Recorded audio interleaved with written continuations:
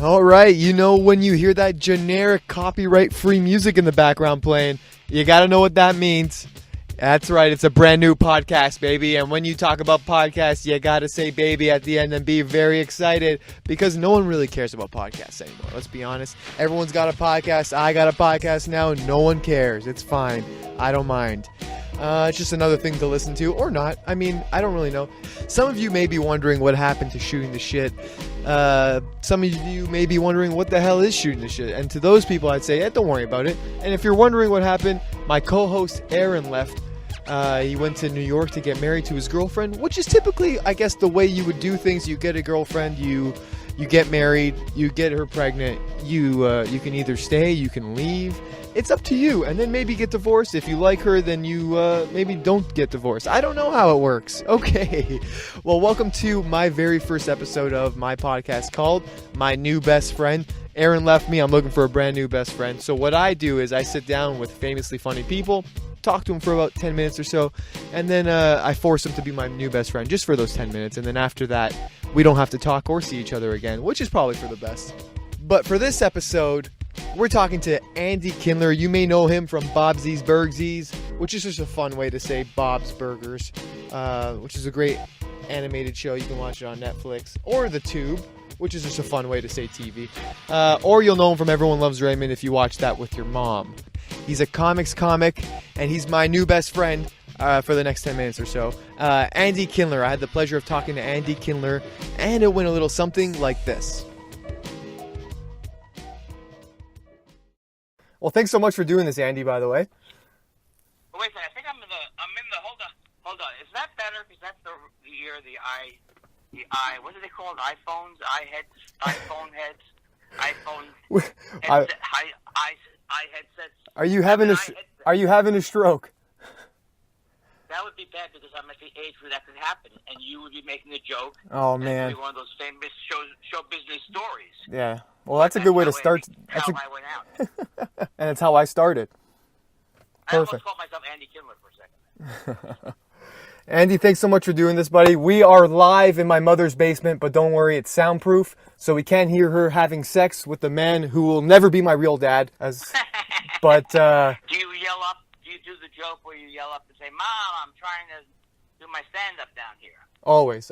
And I always try to do stand-up just by myself. And But I mean, it's from, what's that movie? King of Comedy. No, sorry, reference I do not understand. Oh, King of Comedy is a movie with Jerry Lewis and Robert De Niro was in it, and Martin Scorsese. Oh my God! Robert De Niro's a comedian, and he's practicing his act in his basement, and his mother keeps yelling down at him because, "Mom, I'm trying to do my act." I should have known that you'd be making references that I can't keep up with. I've been watching interviews with you all day, and I just knew I was going to get caught. I didn't think it'd be in the. How old are you? I'm 25. Oh my God! I don't talk to people on the phone who are less than 40. I know. I'm sorry. I'm sorry to make you do this. I don't even understand what you're saying with all the new slang. The new slang, yeah. We always say the new slang too. That's. Andy, I want to talk about childhood. I want to get to know you. You're my new best friend for the next 10 minutes, and I want to take advantage of this. You wanted to be a musician growing up, no? I still consider myself a musician because I play guitar. Yes, but that was the career choice or like a career path that you were thinking about? In fourth grade, I wanted to play the violin. And so my parents, I don't know, they caught that on tape, and then they didn't force me, but they said, "Hey, you love violin." So I played violin for many years, but I really hated it very quickly. And I didn't realize the problem with violin is you have to practice. Yeah. I mean, any instrument, I guess. Yeah. That's where they get you. It's horrible practicing. Like, you sound terrible on the violin. Yeah, I feel like 3 hours a day. it's a tough learning curve there. But then I switched to guitar, and I was a singer and a songwriter, and, well, I don't know what I was talking about. Singer, songwriter, / guitarist, and that's how I thought I was going to make a living, but I was wrong. Yeah. Can we get a little taste of that now? What do you mean, the singing? Yeah, let's hear some singing. Well, I have a podcast, and I'm sure nobody cares, but my podcast is called Thought Spiral. Yes. And it's with my friend J. Elvis Weinstein, and we have been, I sang one of the songs that I wrote when I was 16. It's the worst song I've ever written, and it's to this girl my age who I thought she had a crush on me, which she probably didn't. And then I wrote her a song about how I'm not gonna go out with her. So it was like, Karen, don't waste your time on me. And it goes, and you can see, and actually, someone sent in an instrumental version of it.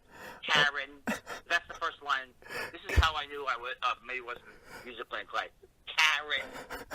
I also have a song that has, for the chorus, it has For Sure. This is the worst song. I can't even find it anymore. But the chorus is For Sure. For sure. For sure.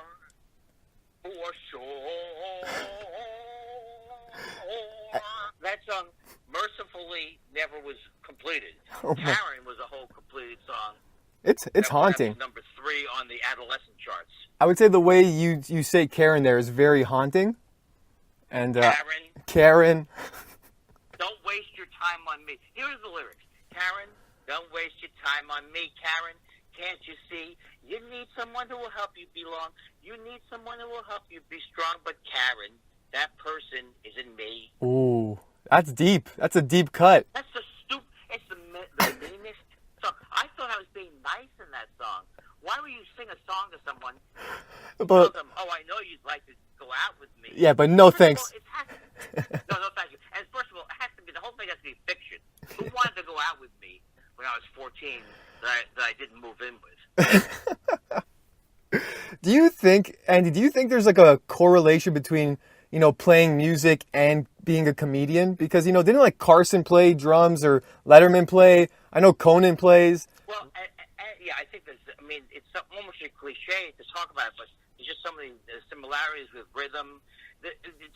Comedy, writing jokes, and doing and music are different, are similar things. Although ultimately, it's easier if you're a musician, you can be funny immediately. Oh yeah. And if you're funny, and then you try to do music immediately, you have to go through years of hating your songs, like I did. It's a lot more.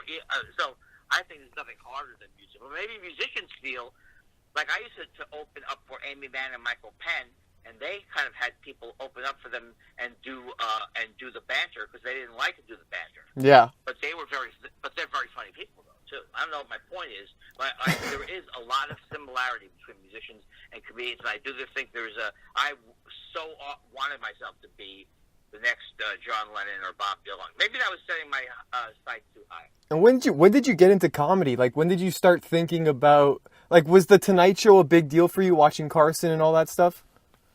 Yeah, I was a little bit old. I mean, I was a little bit young or a little bit old. I was a little bit old to really love. I mean, everyone loved Johnny Carson. Of course. If you were around when he was happening. But Letterman was more my hero. Yes. Oh, yeah. I really started watching Saturday Night Live is what happened, and I also loved, growing up, I loved Jackie Gleason, and I loved sitcoms growing up, but like the Bob Newhart Show, and so I liked comedy, but I wasn't like a specific stand-up fan. Gotcha. And then I tried making a living in music, and then when I was 28, I started stand-up. 28 years old. When was your first Letterman appearance? My first Letterman appearance was in 1996. Man, I was watching all your bits there, the remotes that you got to do, those segments. That life that life coach one, man, I really liked that. That was fun. I just still remember. That was like a dream come true because he's my comedy hero, and I got to not just do stand-up, but also do these field pieces. And I remember everything from those pieces because the life coach one was really funny. Have you ever done Leno? By the way, I don't think I've ever seen a Leno, like you doing a spot on Leno. No, I never. I was in the Letterman should have gotten the Tonight Show camp.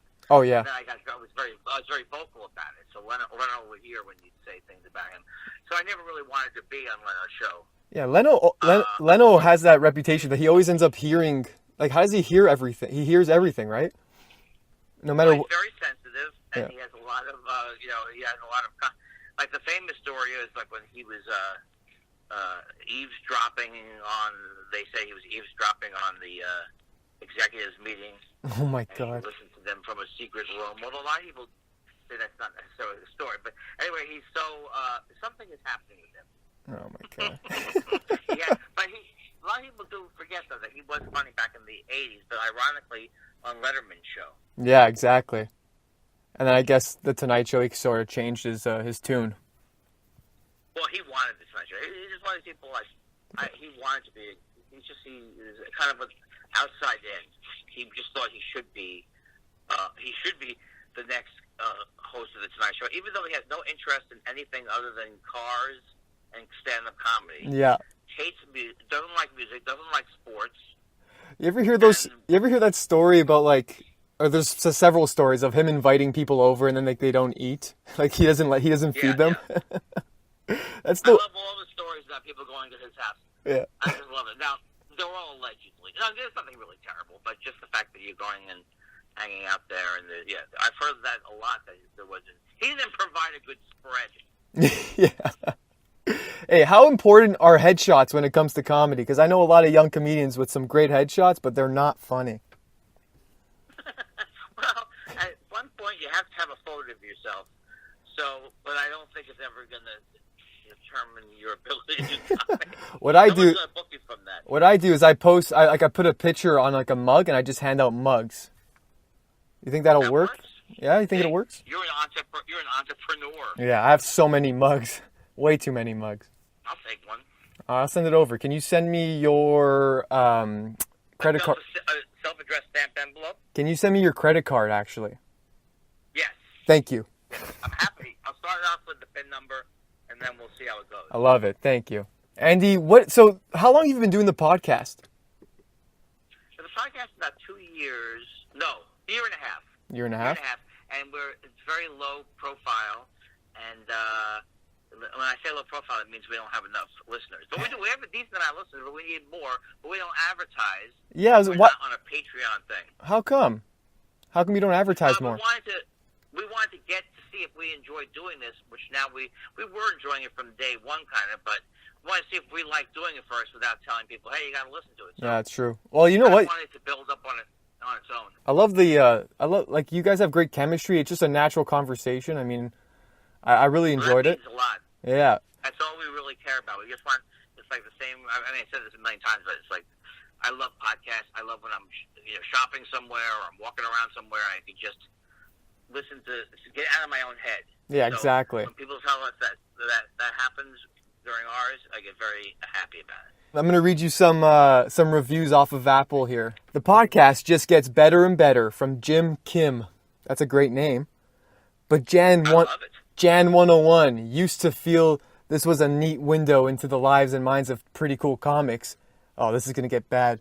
But Andy's total blind defense of Woody Allen and his complete dismissal of Marvelous Miss Maisel after watching one episode. I'm just done. And then she goes on. I can't blame him. I can't.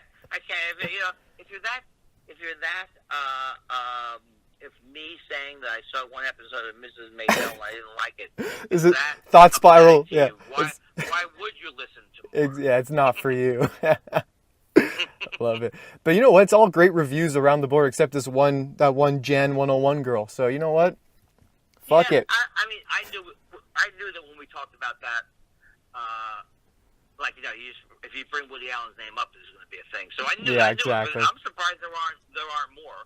But that's because we hope we say, hey, if you like the show, go to our iTunes page and review us. We never say, hey, if you hate Andy, please go to iTunes. Yeah, write a comment, please. Being a comedian's comedian, what does that mean? Do you like that? Is that a good label for you? I like that label a lot. I mean, any label you have could be overdone and sound egomaniacal at one point. Like if I go, I'm Mr. Comedy. You don't want to call yourself that. But the fact that other comedians like me, which I think is true, if I don't act silly about it, like pretend it doesn't happen. Yeah, other comedians like me, which means a lot to me. And also, comedian like means that I probably do some inside stuff, or I probably do some stuff that's based on knowing who comics are and the language that they use. So it's great. Cool, man. Hey, can you help me with a joke, actually? I think this might be a reoccurring bit. I'm going to tell you a one-liner, and you tell me, because I like to do one-liners. and you tell me how it works and if it doesn't work or what I could do. So essentially it goes like this. Before the term doggy style was invented, did people just have to say, fuck me like my dog would? How is that? I like that joke. You like it? I think you could probably... Well, first of all, I don't go blue, as you know. No, you're very clean. Very clean. Very clean. But I know, I'm joking. I do a joke. I turned down a role in Avatar. That went blue. I think the joke is good, as very funny as it is. Okay. But you could also, but I think if you thought about it more, there may be more you could add to it. Okay. It's going to be a blue joke, but I still think it's funny. What did they say before that? To get behind me much like an animal would. Oh, that's not bad. Something like that. But yours is funny too, so I see either way. All right. Thanks, Andy. I really appreciate you doing this, man. Hey, this was fun. All right. I had a really good time. Thank you. Have a good, I don't know if it's, are you on today or is it later? I'm going to be posting it this week. Okay, but it's Sunday if people are into what was the actual date. Ooh, little Easter egg. Do you have any shows coming up? The best thing is to follow me on Twitter. You got it. I'm going to be in Union Hall after Thanksgiving for sure. Okay. Union Hall the Saturday after Thanksgiving, 2 shows. Perfect. In Brooklyn. Awesome. All right. Thanks, Sandy. Thanks. Have a good holiday too. All right. You tell your friends about it. Now we're best friends now, right? Yeah. Please tell me. You have to tag me and all that kind of stuff. You got it, buddy. Best friends forever. Okay, brother. Have a good one. Day. You too.